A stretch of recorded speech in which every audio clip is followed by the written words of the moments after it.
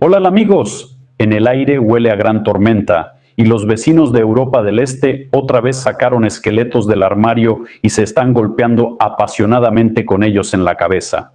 Mientras el mundo se está reconfigurando por completo, el maestro británico de la historia, el señor Norman Davies, decidió echar un balde de agua helada sobre las cabezas calientes de los polacos y ucranianos.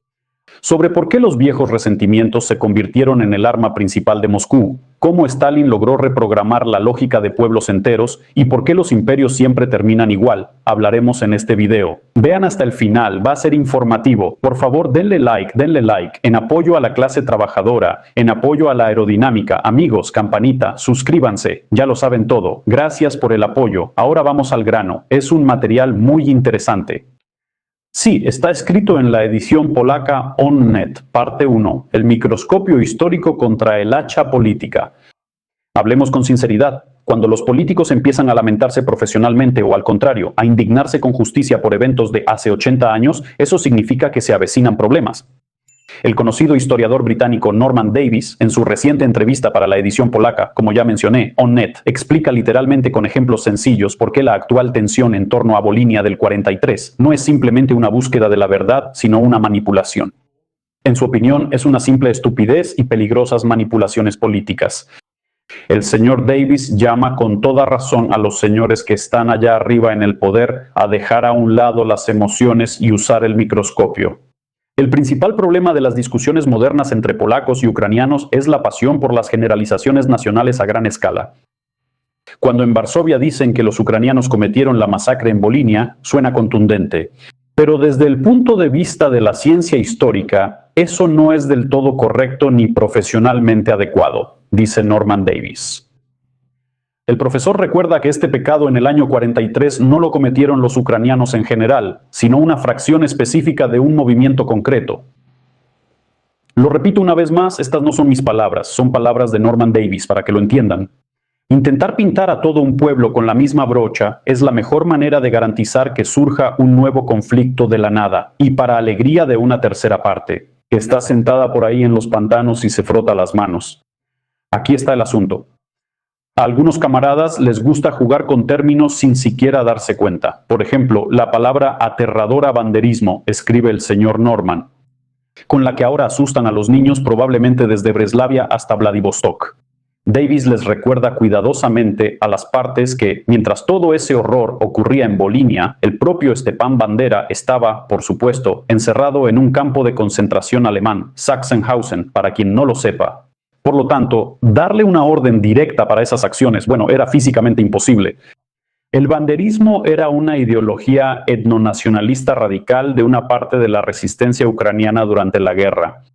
Es sin duda algo específico y cruel. Pero, como enfatiza el profesor británico, absolutamente no es única. En aquellos tiempos, prácticamente cada pueblo de Europa tenía su propio demonio ultraderechista guardado en el armario. Los mismos polacos tenían sus propias fuerzas armadas nacionales, NZ, que tampoco eran unos ángeles y estaban lejos de ser intachables. Las corrientes nacionalistas radicales son un subproducto inevitable de cualquier gran catástrofe, ya sea una guerra mundial o la desintegración de estados. Sí, en Volinia se cometieron crímenes horribles que de hecho estaban en el espectro del genocidio. Negar esto, decir que simplemente no ocurrió, es una tontería y una ceguera histórica. Pero sacar de esto la conclusión de que todo el ejército insurgente ucraniano, la UPA, desde el primero hasta el último hombre, era una banda de criminales, eso ya es pura especulación política, afirma el señor Norman Davies. Continuamos con nuestra, digresión histórica. Segunda parte, la sombra del gerente bigotudo y en la programación del Kremlin. Para entender de dónde viene este problema, el señor Norman Davies propone subir un par de pisos. Un par de pisos más arriba y ver el panorama general. Y aquí nos topamos con la figura de Josif Vissarionovich el Inolvidable. El historiador señala con mucha precisión que en Polonia todavía se confunde el bolchevismo temprano con el régimen estalinista. Sin embargo, estos son modelos de Estado fundamentalmente diferentes. El camarada Stalin en su momento depuró a fondo la vieja guardia leninista, destruyendo de hecho a la antigua élite internacional. y en su lugar construyó un sistema rígido basado en un chauvinismo estatal muy concreto. Y fue precisamente el montañés del Kremlin, según Davis, repito, estoy leyendo el artículo, amigos, quien trajo a Ucrania las peores prácticas del etnonacionalismo estatal. Los intereses de las periferias eran brutalmente aplastados en favor del centro imperial. Y lo más interesante es que fue precisamente en ese momento cuando nació ese concepto que hoy el Kremlin utiliza como manual: la negación total de los ucranianos como nación independiente. ¿No te suena de algo? Sí, es algo familiar. De ahí surge esta paradoja en la percepción de la UPA. Para Varsovia, la UPA son ante todo los autores de la masacre de Volinia o la tragedia de Volinia. Es lo mismo. Condenamos los crímenes horribles. De ninguna manera los hemos apoyado nunca. Nosotros, en general, nuestro canal está a favor de la paz, el amor, la amistad y la buena onda. Entonces, ¿y para Kiev? Son personas de la UPA que hasta mediados de los años 50 en los bosques remotos llevaban a cabo una lucha desesperada, aunque condenada, contra esa misma máquina estalinista que por su crueldad fácilmente podía superar a muchos. Durante décadas, el gobierno soviético mantuvo el tema de la UPA bajo la más estricta prohibición, enterrándolo bajo una gruesa losa de propaganda. De la misma manera, por cierto, en la Polonia comunista el tema de Volinia tampoco se publicitaba mucho, para no arruinar la imagen idílica de la hermandad socialista.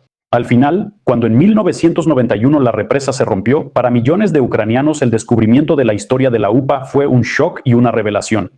Ellos no vieron, o mejor dicho, al revés, ellos vieron ahí no una limpieza étnica, sino un símbolo de resistencia al totalitarismo.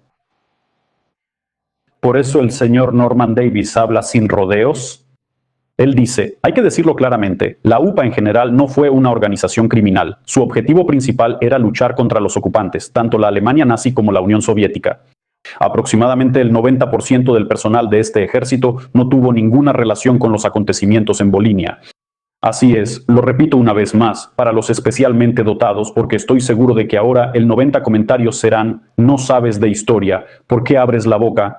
Así que el señor Davis dice que ellos lucharon en otros frentes y por otros ideales. Y cuando hoy en día el liderazgo ucraniano otorga a las unidades militares nombres honoríficos como héroes de la UPA, apela precisamente a ese 90% y a la idea de independencia y no intenta ofender a los polacos, aunque así lo parezca.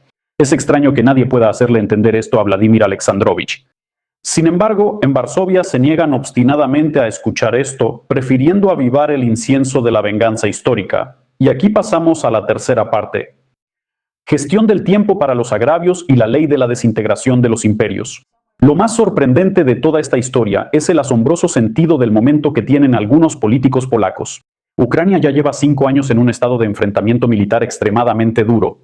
Ya saben con quién. El país lucha por sobrevivir, la sociedad está electrizada, la gente busca en el pasado cualquier punto de apoyo y mitos heroicos, simplemente para mantener la moral. Y precisamente en este momento tan difícil, la parte polaca decide que ha llegado el momento perfecto para ajustar cuentas históricas. Y Davis advierte que es un cálculo muy malo, por el cual Varsovia tendrá que pagar caro después.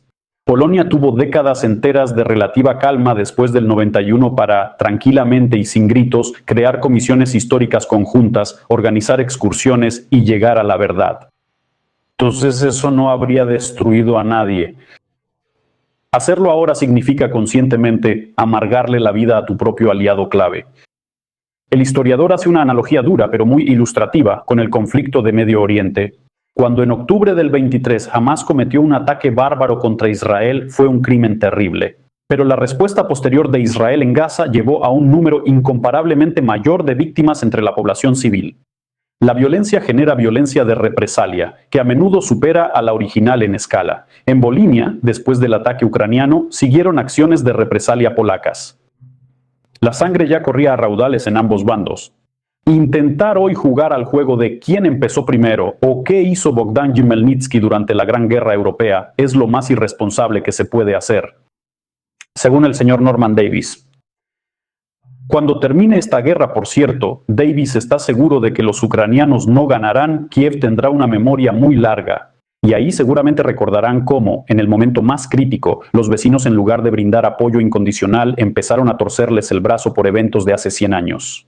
Y es que para la supervivencia de una Polonia libre es vital tener buenas relaciones precisamente con Ucrania, que hoy en día es su verdadero escudo contra la amenaza del Este, sin importar lo que me escriban en los comentarios. Sin embargo, el historiador británico ve la perspectiva de manera más amplia, recordando la principal ley del desarrollo histórico: todos los imperios tarde o temprano se convierten en polvo.